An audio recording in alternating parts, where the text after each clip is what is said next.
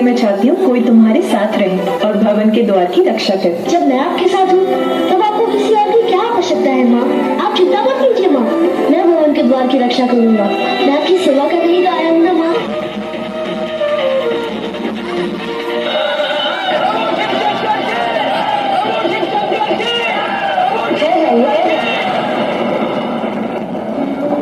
ठहर जाइए, कदाचित आपने ध्यान से नहीं सुना। किसी को भी भीतर जाने की अनुमति नहीं है।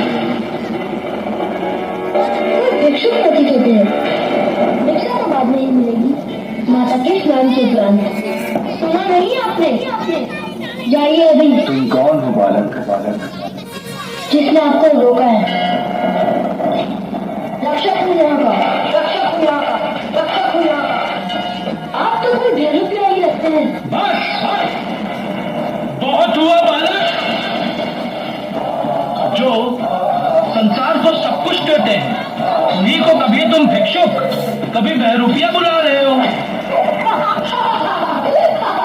आपका तो सभी कुछ विचित्र है। और ये मस्तक पर तीसरा नेत्र क्यों है? देखने के लिए दो नेत्र कम पड़ गए थे क्या? अच्छा बालक, बहुत हुआ वार्तालाप, हमें भीतर जाने दो। जाने दो? कदापि नहीं। मेरी माँ का आदेश है, किसी को भी भीतर मत जाने देना। और मेरी माँ का आदेश मेरे लिए सर्वोपरि है। बालक, अपनी माँ के प्रति तुम्हारी भक्ति देखकर मैं बहुत प्रसन्न हूँ, किंतु मैं तुम्हारी माँ का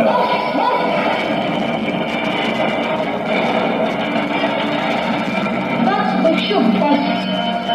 अब मैं आपके मुख से एक भी शब्द नहीं सुनना चाहता। मैंने जो कह दिया सो कह दिया। किसी को भी भीतर जाने की अनुमति नहीं है। तुम हमें नहीं जाने दोगे तो हम सब पूर्वक जाएंगे।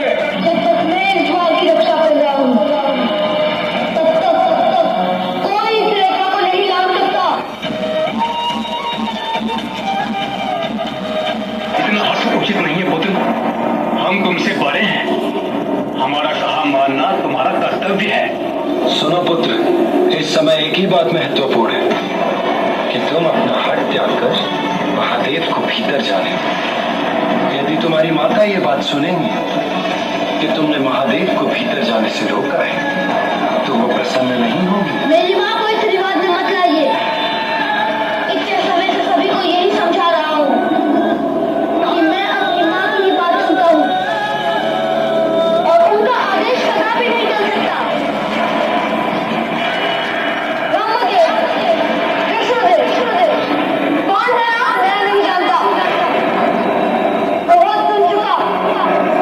कितनी बार एक ही बात दोहरानी होगी? कदाचित आप ऐसे नहीं जाने वाले।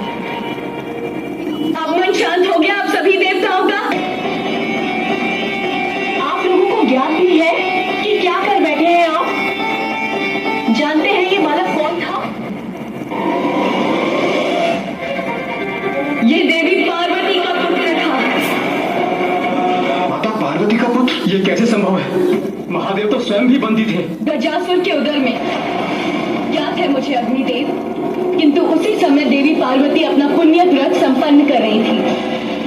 उन्होंने पुण्य व्रत पूर्ण कर मेरे स्वामी श्रीहरि से पुत्र प्राप्ति का वरदान प्राप्त किया था। स्वामी से प्राप्त वरदान के फल स्वरूप देवी पार्वती ने अपने शरीर के उतरे उपटन से ही एक आकृति का निर्माण किया और वही आकृति सजीव होकर पार्वती पुत्र के रूप में प्रकट हुई। अपने उसी पुत्र को द्वार की रक्षा के लिए छोड़कर देवी पार्वती महादेव के कैलाश आगमन के पूर्व मंगल स्नान करने गई थी। इसीलिए उनकी आज्ञा का पालन करने के लिए उनका पुत्र किसी को भीतर नहीं जाने दे रहा था, किंतु आप सभी ने देवता होते हुए भी इतनी सी बात को इतना बड़ा बना दिया कि उस बालक को अपने प्राणों से ही वंचित होना पड़ गया। शीघ्र ही देवी पार्वती यहाँ अवश्य पहुंचेंगी। और जब यहाँ पहुंचने पर उन्हें ज्ञात होगा कि इतने वर्षों की कठोर तपस्या के बाद जिस पुत्र की उन्हें प्राप्ति हुई थी, आप लोगों से युद्ध में उसका अंत हुआ है, तो उनकी क्रोधाग्नि जागृत होगी। तब उसके भीषण परिणाम का सामना आप सभी कैसे कर पाएंगे? बोलिए देवराज। आदि शक्ति का क्रोध अर्थात सृष्टि का विनाश। देवी पार्वती के क्रोधाग्नि को शांत करने की क्षमता है किसी में? उनके क्रोध से किसी का भी बचाव संभव नहीं। आप लोगों को ज्ञात भी है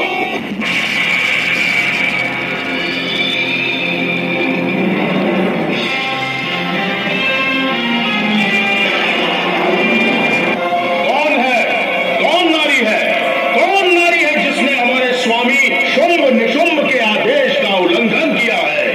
कौन है? कहां छुपी है? सामने आ।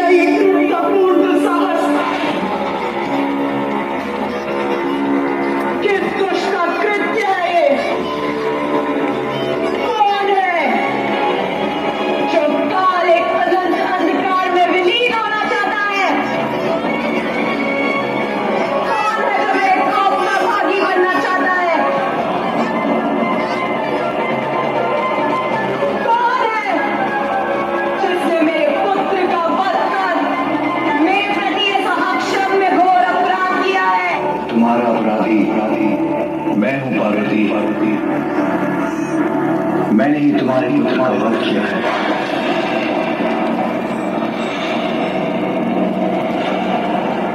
मुझे मेरा पुत्र पुनः चाहिए।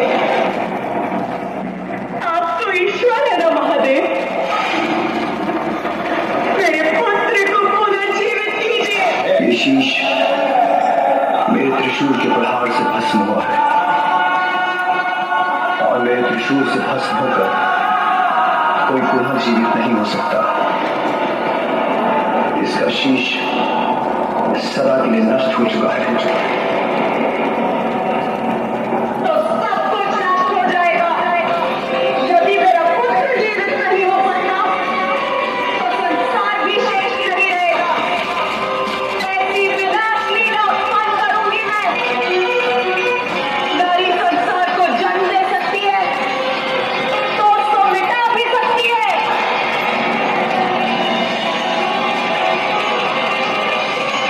अब सर्वत्र विनाश ही विनाश होगा, कोई शेष नहीं रहेगा।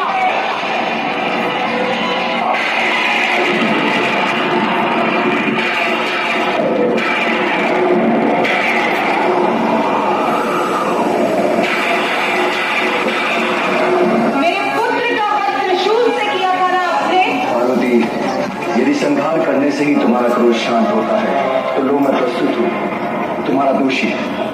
मुझे निकलकर मेरा संहार करो देवी। नहीं, ये कैसे कर सकती हूँ मैं?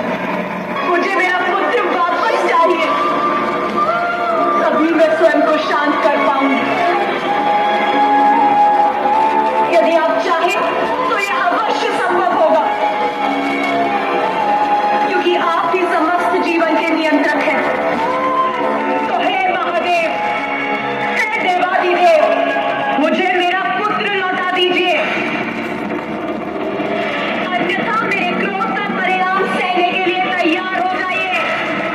शांत हो जाओ देवी पार्वती, तुम्हें तुम्हारा पुत्र अवश्य प्राप्त होगा।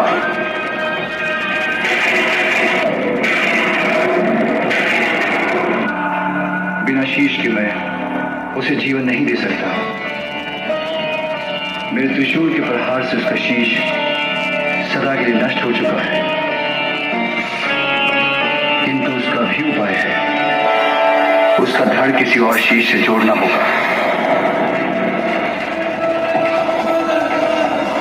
मैंने तुम्हें वचन दिया है उमा, मैं तुम्हारे पुत्र को पुनर्जीवित करूंगा। इसीलिए विश्वास रखो, जो होगा उचित ही होगा। देवतागण, आप सभी उत्तर दिशा की ओर जाएं। उस दिशा में सर्वप्रथम जो भी नवजात शिशु आपको दिखाई दे, जिसका जन्म कुछ समय पूर्व हुआ हो, उसका शीश ले आए। वही शीश इस बालक का शीश बनेगा। और ये कार्य करते समय दो बातों का अवश्य ध्यान रखिएगा। उसी नवजात शिशु का शीश लेकर आए जो दक्षिण दिशा की ओर मुख कर लेटा हो, और ये कार्य दोपहर की अवधि में पूर्ण हो जाना चाहिए।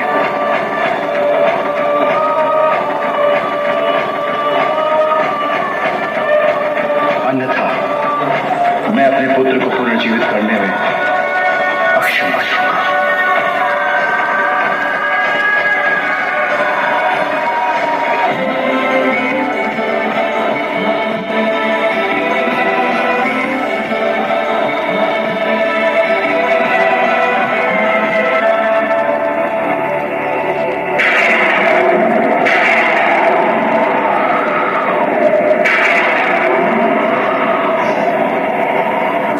आदेशानुसार हम ले आए एक शीश।